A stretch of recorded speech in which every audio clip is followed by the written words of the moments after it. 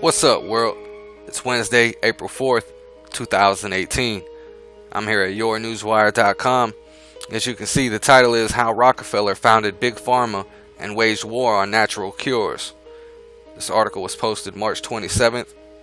Western medicine has some good points, and it is great in an emergency, but it's high time people realized that today's mainstream medicine, or Western medicine, or allopathy, with its focus on drugs, radiation, drugs, surgery, drugs, and more drugs, is at its foundation a money-spinning Rockefeller creation. People these days look at you like a weirdo if you talk about the healing properties of plants or any other holistic practices.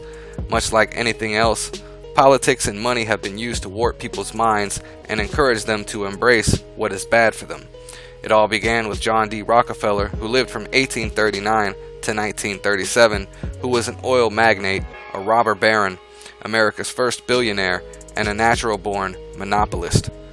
By the turn of the 20th century, he controlled 90% of all oil refineries in the U.S. through his oil company Standard Oil, which was later on broken up to become Chevron, Exxon, Mobil, etc. Here you can see a chart of the evolution of Standard Oil. World Affairs reports at the same time around 1900, scientists discovered petrochemicals and the ability to create all kinds of chemicals from oil. For example, the first plastic called Bakelite was made from oil in 1907. Scientists were discovering various vitamins and guessed that many pharmaceutical drugs could be made from oil. This was a wonderful opportunity for Rockefeller, who saw the ability to monopolize the oil, chemical, and the medical industries at the same time. The best thing about petrochemicals was that everything could be patented and sold for high profits. But there was one problem with Rockefeller's plan for the medical industry. Natural herbal medicines were very popular in America at the time. Almost half the doctors and medical colleges in the U.S. were practicing holistic medicine using knowledge from Europe and Native Americans. Rockefeller, the monopolist, had to figure out a way to get rid of his biggest competition. He used the classic strategy of problem, reaction, solution. That is, create a problem and scare people, and then offer a pre-planned solution, similar to terrorism scare followed by the Patriot Act. He went to his buddy Andrew Carnegie, another plutocrat, who made his money from monopolizing the steel industry, who devised the scheme. From the prestigious Carnegie Foundation, they sent a man named Abraham Flexner to travel around the country and report on the status of medical colleges and hospitals around the country. This led to the Flexner Report, which gave birth to the modern medicine as we know it. Needless to say, the report talked about the need for revamping and centralizing our medical institutions. Based on this report, more than half of all medical colleges were soon closed.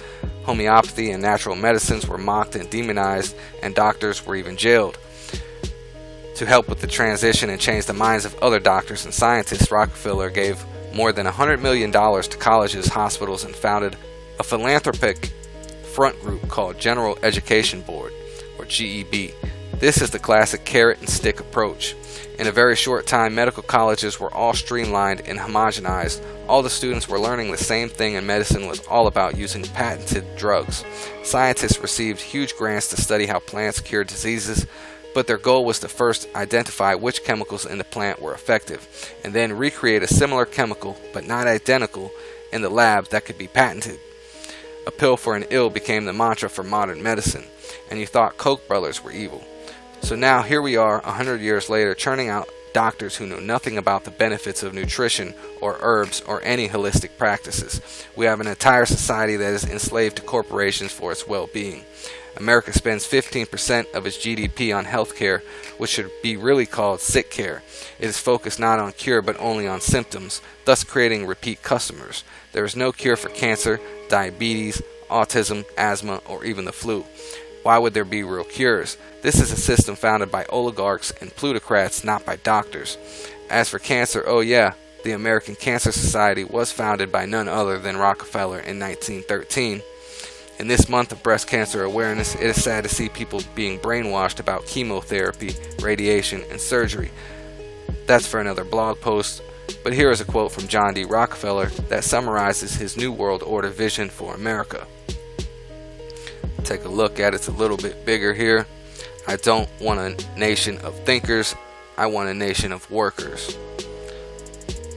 and that's from John D. Rockefeller, created the General Education Board, or GEB, in 1903 to dispense Rockefeller funds to education. So yet again, another interesting article here from yournewswire.com. Everyone, please leave your comments and opinions. Let me know what you think. Take care. God bless.